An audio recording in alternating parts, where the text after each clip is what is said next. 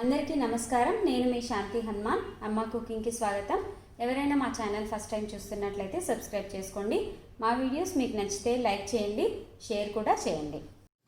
ఇవాళ నేను మీకు చూపించబోయే రెసిపీ ఏంటంటే గ్రీన్ పీస్ పలావ్ అండి. అది కూడా గ్రీన్ పీస్ పలావ్ బ్రౌన్ రైస్తో చూపించబోతున్నాను. ఎందుకంటే మనం పలావ్, ఫ్రైడ్ రైస్ పిల్లలకి కానీ మనకు కానీ చాలా ఇష్టంగా ఉంటుంది. ఎందుకంటే కొద్దిగా డిఫరెంట్గా ఉంటాయి. రోజు రైస్ ఐటమ్స్ తింటూ ఉంటాం కానీ చిత్రాన్నం, వాంగీబాత్ ఇలా తింటాం. కానీ ఫ్రైడ్ రైస్, పలావ్ అనేది అప్పుడప్పుడు చేసుకుంటూ ఉంటాం. దాన్ని కూడా హెల్తీగా బ్రౌన్ రైస్తో చేస్తే చాలా బాగుంటుందని ట్రై చేశాను. బాగుందండి. మా ఇంట్లో అయితే అందరికీ బాగా నచ్చింది. మీరు కూడా ట్రై చేయండి.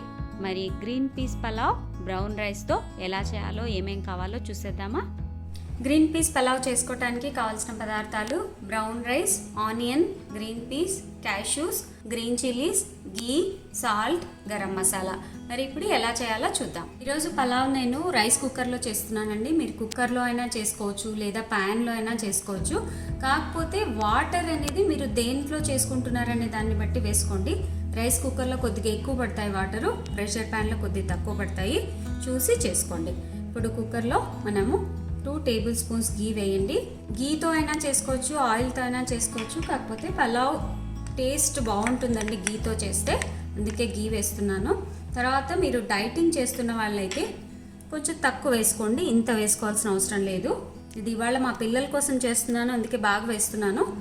మీరు ఎలా కావాలంటే అలా చేసుకోవచ్చు. గీ వేడెక్కిన తర్వాత క్యాష్యూస్ వేయండి. క్యాష్యూస్ కూడా ఆప్షనల్ అండి, టేస్ట్ బాగుంటుందని వేస్తున్నాను. ఇవి కొద్దిగా వేగనివ్వండి.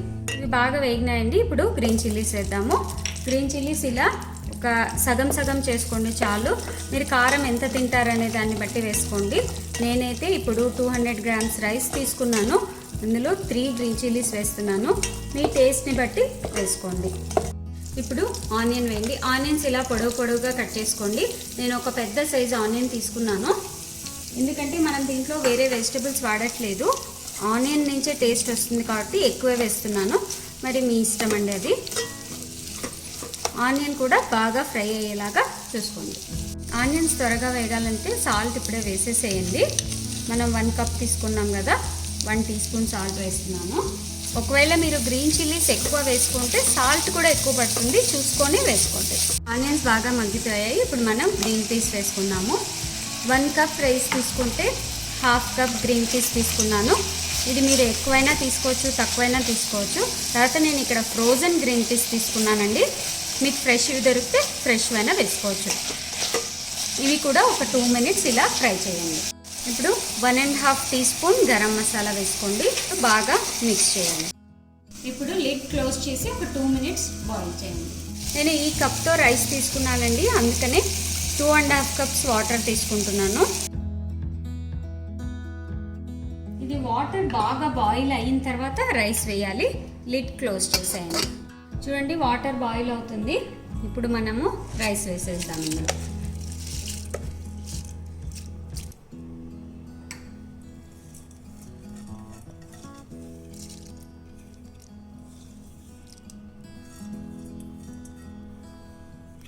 అయిందండి ఇది. వావ్, చూడండి, దీన్ని ఒక సర్వింగ్ ప్లేట్లోకి తీసుకుందాం. వావ్, చూడండి, బ్రౌన్ రైస్తో గ్రీన్ పీస్ పలావ్ ఎంత టేస్టీగా ఉందంటే మీరు నమ్మరండి. అసలు వైట్ రైస్తో చేసినా కూడా ఇంతే టేస్టీగా ఉంటుంది. మనం హెల్తీగా తినాలని అనుకుంటే మాత్రం బ్రౌన్ రైస్తో ట్రై చేయండి. చాలా చాలా బాగుంది. దీన్ని మనం ఆనియన్ రైతాతో తింటే కాంబినేషన్ బాగుంటుంది. మీరు కొద్దిగా కొత్తిమీర వేసుకున్నా కూడా బాగుంటుంది. నా దగ్గర లేదు ఇవాళ, అందుకే వేయలేదు. కావాలంటే మీరు వేసుకోండి.